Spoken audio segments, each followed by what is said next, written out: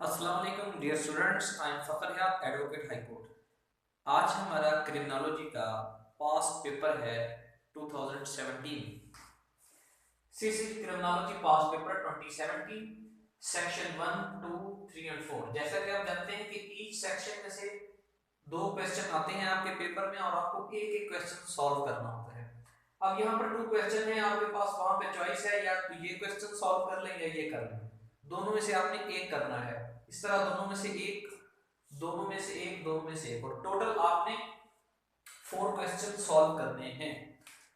अब जैसा कि हमने 2020 का पेपर सॉल्व किया, फिर हमने 2019, फिर 2018 और आज हम 2017 और इसके बाद आपका है 2016 यानी 2016 का पेपर क्रिमिनोलॉजी का। 2016 से पहले क्रिमिनोलॉजी का सब्जेक्ट ही नहीं था। सीएसएस का जो सिलेबस रिवाइज हुआ वो 2016 में होगा। तो जो 2016 का पास पेपर है वो हमारा लास्ट पास पेपर होगा। ठीक है जी। मैं उम्मीद करता हूँ कि जितने पास पेपर्स मैंने आपको क्वेश्चंस की एनालिटिकल एबिलिटी बताई है, क्वेश्चन को आपने कैसे अंडरस्टैंड करना है, क्वेश्चन में एग्जामिनर आपसे क्या पूछना चाहता है, किस पॉइंट को आपने टारगेट करना है, किस तरह से आपको लिखकर अच्छे मार्क्स हासिल करने हैं, ये सारी बातें मेरा ख्याल है आप समझ चुके होंगे। और एक बात मैं आपको और बताता चलूं कि क्रिमिनोलॉजी में गिने चुने टोटल 15 से 20 इंपॉर्टेंट क्वेश्चन हैं। जिस बंदे ने हमारे क्रिमिनोलॉजी के सारे लेक्चर सुने हैं उसके 100% कॉन्सेप्ट क्लियर हो चुके होंगे। और जिस बंदे ने हमारी क्रिमिनोलॉजी के पास पेपर सारे सुन लिए हैं 3-4 साल के, टोटल जितने भी हैं, वो बंदा इस नतीजे पर पहुंच चुका होगा कि क्रिमिनोलॉजी के क्वेश्चन बार बार रिपीट हो रहे हैं। जैसे कि अब हम आज हम करने जा रहे हैं 2017 का पेपर। आप इसमें देखेंगे कि 50% टू 2017 का जो पेपर है वो 50% 2019 का भी पेपर था। ठीक है। अब क्वेश्चन यानी अगर आप 2016 से 2020 के ये 5 इयर्स के पास पेपर कर लेते हैं, जो कि मैंने तकरीबन आपको सॉल्व करवा दिए हैं, तो आपकी क्रिमिनोलॉजी की प्रिपरेशन बहुत अच्छी हो जाएगी।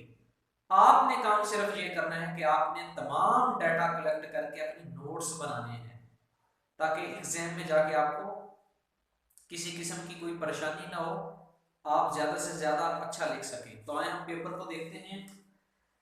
फर्स्ट क्वेश्चन है, write a critical note on the increasing importance of criminology. Importance यानी स्कोप ऑफ क्रिमिनोलॉजी, ये मैं ऑलरेडी आपको बता चुका हूं। 2000 ये 2 से 3 दफा क्वेश्चन आ चुका है और मुसलसल, यानी अगर 2017 में आया है, फिर 18, 19, 20 में, ठीक है, इसकी पे कंप्लीट बहस हो चुकी है कि क्रिमिनोलॉजी का क्या स्कोप है। इससे जो लास्ट पेपर है 2018 में भी मैं आपको बता चुका हूँ। सेकंड देखें, एनालिस्ट द क्रिमिनोलॉजिकल पर्सपेक्टिव्स। अब क्रिमिनल पर्सपेक्टिव्स कौन हो सकते हैं? Islamic perspectives, social perspective, gender based perspectives, ठीक है, इकोनॉमिक पर्सपेक्टिव, साइंटिफिक पर्सपेक्टिव, ठीक है, as a academic discipline perspectives. तो क्रिमिनोलॉजी के काफी सारे पर्सपेक्टिव्स हैं। आपसे एग्जामिनर ये कहता है कि एनालिस्ट उनके नाम लिखें सबसे पहले and briefly describe the three perspective. कम से कम 3 पर्सपेक्टिव जो है वो आप डिस्कस कर दें। यहाँ पर कौन से हो सकते हैं? इस्लामिक पर्सपेक्टिव बयान कर दें, इस्लाम क्रिमिनोलॉजी क्राइम्स के बारे में इस्लाम क्या कहता है। साइंटिफिक डिसिप्लिन डिस्कस कर दें, कैसे with the passage of time criminology का जो सब्जेक्ट है वो डेवलप हुआ और कैसे एजेंसीज हैं, जितनी गवर्नमेंट की ऑर्गेनाइजेशंस हैं, पुलिस है, एफआईए है, रोल है, जितनी इंटरपोल है, बैनुल अवी स्तर पर क्राइम्स को कैसे as a scientific discipline treat किया जा रहा है। उसके बाद आप इसका सोशल पर्सपेक्टिव लिख देंगे। क्राइम एक जो है ये सोशल इवल है, ठीक है, और सोशियोलॉजी का इसके बारे में क्या माइंडसेट है, सोशियोलॉजी क्राइम्स के बारे में क्या कहती है और क्राइम्स को कैसे डील करने में और माशरे में से इस नासुर को खत्म करने में कैसे हमारी मदद करती है। बहुत आसान क्वेश्चन है, अपनी तरफ से भी आप लिख सकते हैं। Section 2, right a note on the principles of criminal investigation. मेरा ख्याल है आप मुझे बताने की जरूरत नहीं है, ये क्वेश्चन मुसलसल चौथी दफा आ चुका है और हर साल आता है। अब इस क्वेश्चन पर भी अगर आप अच्छी सी आउटलाइंस बनाकर maximum points, research, diagram, charts अगर कलेक्शन ना कर सके फिर आपकी बदकिस्मती है।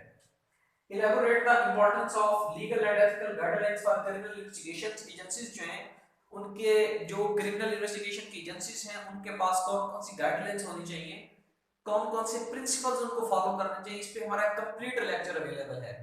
बहुत आसान है, आप उस पर कंप्लीट लेक्चर को आप वहां पर देख सकते हैं। सेक्शन 3 है write a note on the causes of juvenile delinquency and probation and parole. मैं ऑलरेडी आपको पहले भी बता चुका हूं, ये क्वेश्चन रिपीट हो चुका है, इसकी जरूरत नहीं है। Write a note on juvenile justice system, ये तीसरी दफा क्वेश्चन आ चुका है, इसकी जरूरत नहीं है। Write a note on money laundering cyber crime, ये क्वेश्चन भी ऑलरेडी रिपीट हो चुके हैं। ये तमाम क्वेश्चन आप देख लें कि दोबारा दोबारा रिपीट हो रहे हैं, इसलिए पास पेपर्स देखने से आपको अंदाजा हो जाता है कि सबसे ज्यादा रिपीट कौन सा हो रहा है क्वेश्चन। सबसे ज्यादा रिपीट हो रहा है प्रिंसिपल्स ऑफ क्रिमिनल इन्वेस्टिगेशन वाला, उसके बाद रिपीट कौन सा हो रहा है जुवेनाइल जस्टिस सिस्टम वाला, उसके बाद बार बार रिपीट कौन सा हो रहा है स्कोप ऑफ क्रिमिनोलॉजी।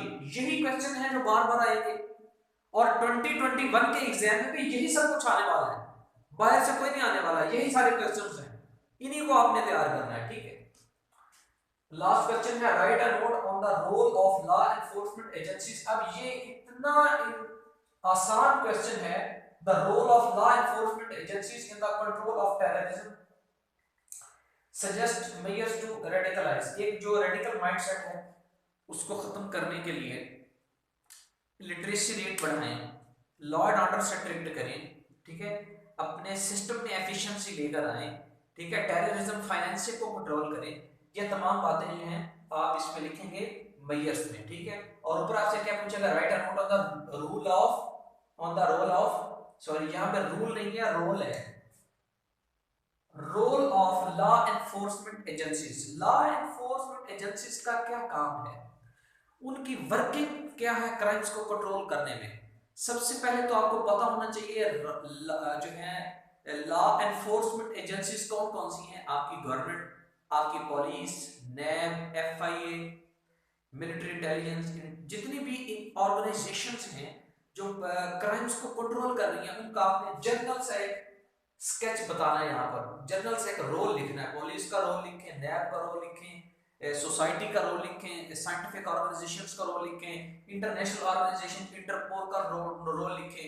ये इतना आसान क्वेश्चन कि इसमें आप कुछ भी लिख सकते हैं जो एनफोर्समेंट एजेंसी से रिलेटेड है। तो ये डियर स्टूडेंट्स बस आज का पेपर है, इंतहाई आसान पेपर है, इतना आसान पेपर है कि जिस बंदे ने क्रिमिनोलॉजी को अच्छे तरीके से अंडरस्टैंड कर लिया उसके लिए हलवा है, ठीक है। लेकिन अगर आप इस तरह के आसान पेपर्स में से भी आप अच्छे नंबर हासिल ना कर सके तो फिर उसमें आपकी नेग्लिजेंसी है, और नेग्लिजेंसी क्या है वो मैं आपको बता देता हूँ। मिसाल के तौर पर अब मनी लॉन्ड्रिंग है, मनी लॉन्ड्रिंग पे एक स्टूडेंट क्या कर रहा है, वो इस क्वेश्चन को एज अ जनरल क्वेश्चन लिख रहा है, डेफिनेशन लिखता है मनी लॉन्ड्रिंग की, डेफिनेशन लिखने के बाद मनी लॉन्ड्रिंग के वो कुछ बता देता है कि इसकी काजेस क्या हैं, इसके इम्पैक्ट्स क्या हैं, ठीक है। एक स्टूडेंट है जो ये सब कुछ भी लिखता है, मनी लॉन्ड्रिंग की काजेस लिखता है, इसको कंट्रोल कैसे किया जा सकता लिखता है, और मनी लॉन्ड्रिंग से रिलेटेड जो इंटरनेशनल सिनेरियोज हैं, जो पाकिस्तान के मनी लॉन्ड्रिंग के केसेस हो रहे हैं, जो एफआईए ने केस सॉल्व किए हैं, उनके रेफरेंसेस भी दे देता है।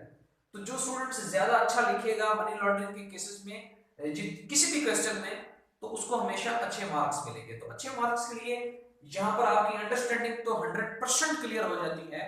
अच्छे मार्क्स के लिए आपको रिसर्च करना पड़ेगी, references, charts, diagrams, latest amendments, वो आपको गूगल से सर्च कर करके उसके आपको नोट्स बनाने पड़ेंगे, और पेपर आपको साफ सुथरा अच्छी प्रेजेंटेशन पर आपको वर्किंग करनी पड़ेगी। अंडरस्टैंड करने बात को। तो आज के लिए यही कुछ है, फिर इंशाल्लाह कल हाजिर होंगे हम। आज हमारा सिर्फ एक पेपर रह गया 2016 का, उसके बाद क्रिमिनोलॉजी के पास पेपर्स भी तमाम खत्म हो जाएंगे।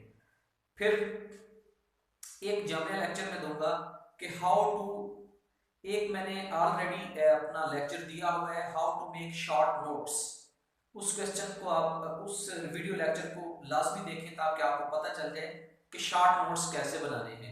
उसके बाद मैं अब एक लेक्चर दूंगा how to solve criminology paper, ठीक है। तो उसके बाद अल्लाह और खैर सल्लाह हमारा जो ये है लेक्चर सीरीज का सिस्टम ख़त्म हो जाएगा। फिर जैसे जैसे पेपर्स होते जाएंगे क्रिमिनोलॉजी के 2021 का 2022 का, वो हम सॉल्व करके अपलोड करते जाएंगे। आपको किसी भी किस्म की क्रिमिनोलॉजी के हवाले से परेशानी है, टेंशन है, डिप्रेशन, जो कोई भी आपके माइंड में किसी किस्म का क्वेश्चन है, आप मुझे, मेरा व्हाट्सएप नंबर यूट्यूब पर अवेलेबल है। स्क्रीन जब आप ओपन करते हैं किसी भी लेक्चर की, तो स्क्रीन के ऊपर लिखा होता है व्हाट्सएप नंबर, आप मुझे मैसेज करें और अपना सोल्यूशन पूछ लें। लेकिन 100% मैं इस बात की आपको गारंटी देता हूँ कि अगर आप मेरे 16 लेक्चर 1 बाय 1 सीरीज वाइज सुन लें, आपको किसी तरह की कोई परेशानी नहीं रहेगी, आपका कोई सवाल बाकी नहीं बचेगा। तो इंशाल्लाह हम अपने नेक्स्ट लेक्चर में हाजिर होंगे। मुझे अपनी दुआ में याद रखिएगा। अल्लाह हाफिज।